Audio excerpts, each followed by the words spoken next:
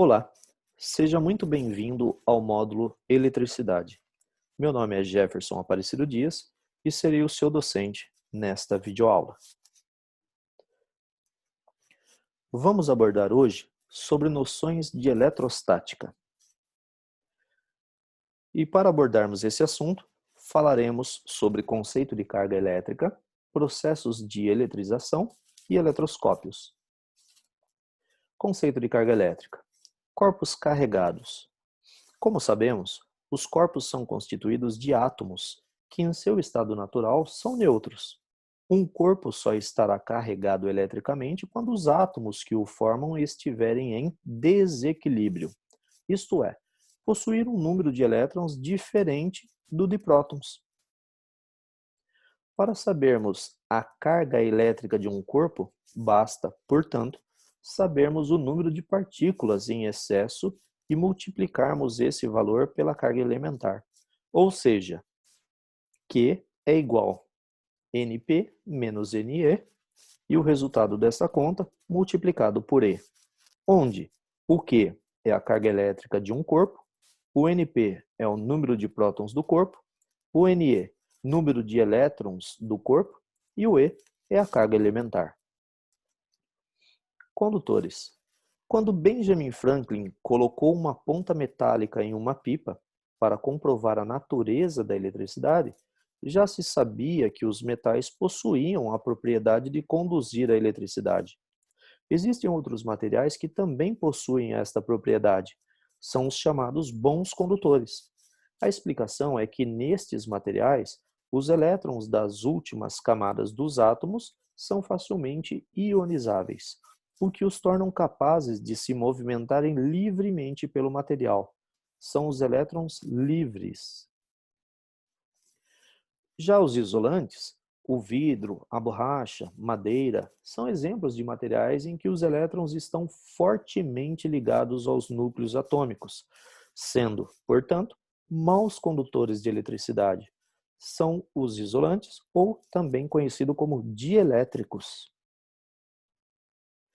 Processo de eletrização. Vimos como calcular a carga elétrica de um corpo, mas, afinal de contas, como devemos proceder para eletrizar um corpo? Todos os corpos podem ser eletrizados. Nos bons condutores, as cargas elétricas rapidamente se espalharão pela superfície do mesmo. Já no isolante, as cargas elétricas permanecerão na região em que foi feita a eletrização, ou seja, não se espalha pelo corpo inteiro daquele determinado material isolante. É uma eletrização pontual. O pente atritado ao cabelo é sempre um bom início de discussão, não é verdade? Outro bom exemplo é o de atritar um canudo de refrigerante seco a um papel. Experimente tentar grudá-lo à lousa ou à parede. Um exemplo bom a ser realizado à noite ou em ambiente bem escurecido é o de utilizar uma lâmpada fluorescente segurando-a na mão. Aquela lâmpada tipo bastão e, portanto, desligada, sem conectar em nenhum tipo de local ou ligação. Que ela esteja livre na tua mão. E atritá-la a uma bexiga cheia. Durante o processo de atrito, a lâmpada se acenderá. Afaste a bexiga e ela se apagará. Só que ao aproximar a bexiga novamente da lâmpada, esta acenderá apenas próximo ao local onde foi atritada. Por que será que isso ocorre? Mas cuidado ao efetuar essa experiência, tá bom? Porque acidentes podem acontecer. Eletrização por atrito é o processo mais antigo conhecido de eletrização. Quando dois corpos de materiais diferentes são atritados, um perderá elétrons mais facilmente que o outro.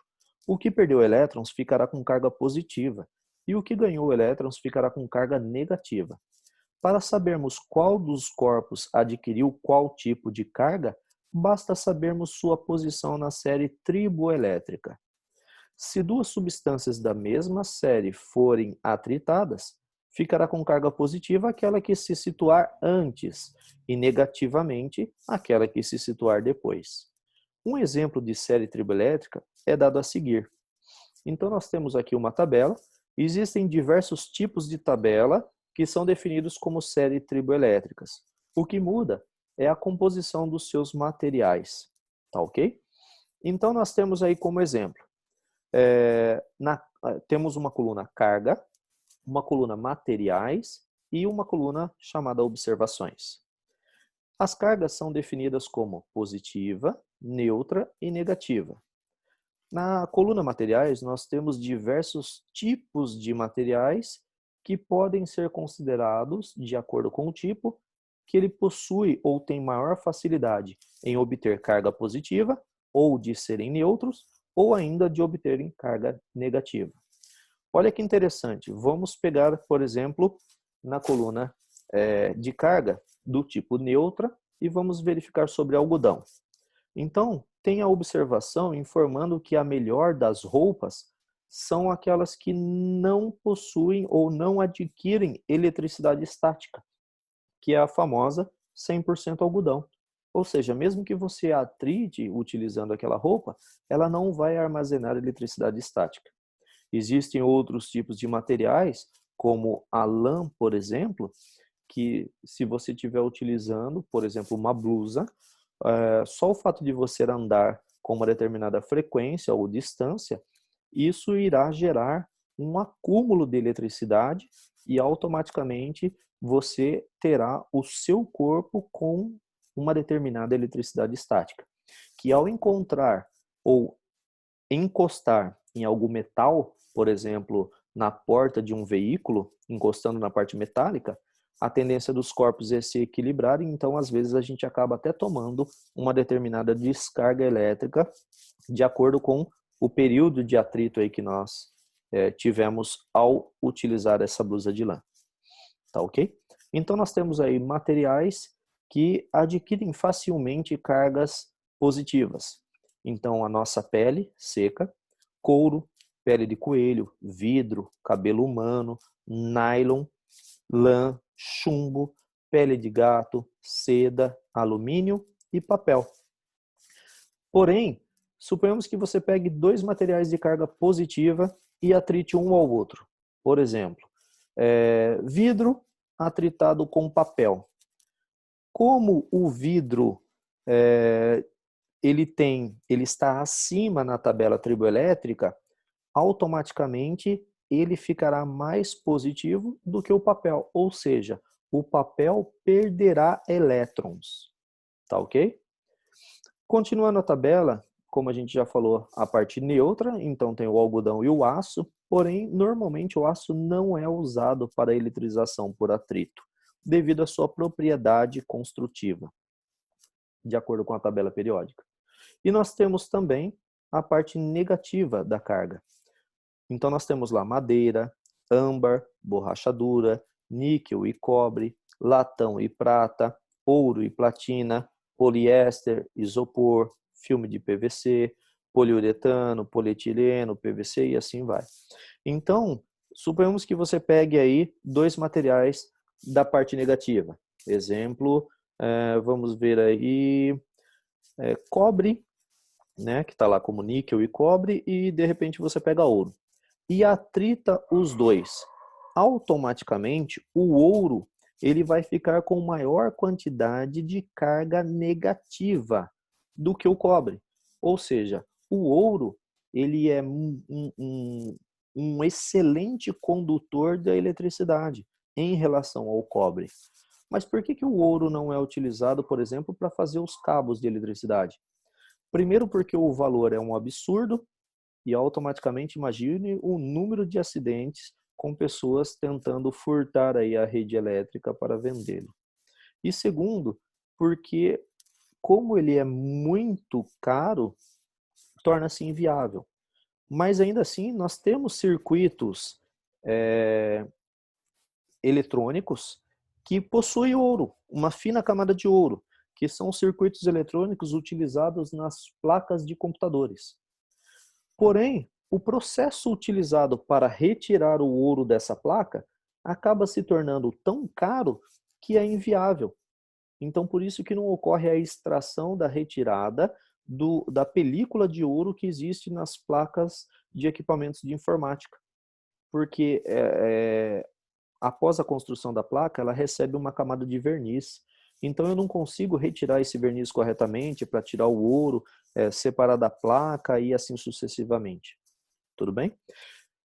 Na internet você encontra diversas tabelas, inclusive, de triboelétrica, onde contém outros materiais que são feitas demais comparações, tá? Mas tomemos aí o exemplo de uma barra de vidro atritada com um pedaço de lã, ambas em seu estado natural. Então, ambas são consideradas neutras. A partir do momento em que você atrita a lã sobre esse pedaço de vidro, de acordo com a tabela triboelétrica, então nós temos aí lã e vidro. Então, lã ela está numa parte positiva e o vidro também está numa parte positiva. Porém, qual que está mais positivo? O vidro ou a lã? Nesse caso, o mais positivo é o vidro. Então, o vidro acaba ficando com a parte mais positiva e a lã acaba sendo carregada de forma mais negativa. Então, como o vidro se encontra antes na série triboelétrica, ele irá adquirir carga elétrica positiva e a lã negativa. Ou seja, o vidro está perdendo elétrons e a lã está ganhando elétrons. Eletrização por contato. Na eletrização por contato, para se eletrizar um corpo neutro, é necessário possuir um corpo já eletrizado. Se a este corpo estiver faltando elétrons, portanto, um corpo positivamente carregado, em contato com um corpo neutro, este cederá alguns elétrons para o corpo positivo, passando a ficar também positivo. Se o corpo eletrizado for negativo, alguns elétrons em excesso passarão para o corpo neutro, tornando-o negativo. Eletrização por indução. Na eletrização por indução, também é necessária a presença de um corpo previamente carregado, o chamado indutor. Uma diferença dos processos anteriores é que não é necessário o contato entre os corpos. O corpo indutor, ao se aproximar do corpo neutro, chamado induzido, provocará neste uma distribuição irregular de cargas. A região em que existe o acúmulo de determinado tipo de carga deverá ser ligada à Terra por um fio condutor. Este promoverá o fluxo de elétrons do corpo para a Terra ou vice-versa. Então, como que isso ocorre? Existe um equipamento chamado eletroscópios. Quando desejamos saber se um corpo se encontra eletrizado, utilizamos esse aparelho, ou equipamento, ou dispositivo, denominado eletroscópio. Então existe o eletroscópio de folhas, também conhecido como eletroscópio de lâminas, é constituído de um corpo metálico, esfera, ligada a uma haste que suporta duas lâminas, adicionado em um recipiente de vidro. As lâminas devem ser finas, levíssimas, muito fina mesmo, para poderem se movimentar. Ao aproximarmos um corpo carregado da esfera condutora, esta atrairá ou repelirá elétrons, promovendo uma distribuição irregular de cargas. Nas lâminas, passarão a se acumular um mesmo tipo de carga elétrica e sabemos que cargas elétricas iguais se repelem, provocando então um movimento nas lâminas. Então nós temos aí uma imagem do eletroscópio de folhas. E dentro, nessa parte aqui, ó, são as folhas de lâmina, né, com cargas positivas e elas se afastaram por quê? Cargas iguais, ou seja, polos iguais, se repelem. Tá ok? Já o eletroscópio de pêndulo é constituído de uma esfera condutora leve e por um fio isolante, também leve. Com a aproximação do corpo eletrizado à esfera condutora, ocorrerá um desequilíbrio de cargas na esfera e consequente atração pelo corpo carregado. Observe aí o eletroscópio de pêndulo. Apenas para ter ciência, então nós temos aí a esfera com a sua carga praticamente equilibrada, porém tendo aí a carga positiva e negativa, só que ao aproximar um corpo que esteja carregado positivamente, então o positivo com o negativo se atraem. Então eu consigo falar, ó, esse corpo perdeu elétrons, por isso ele se encontra carregado positivamente. Por hoje é só e até a próxima videoaula. Muito obrigado.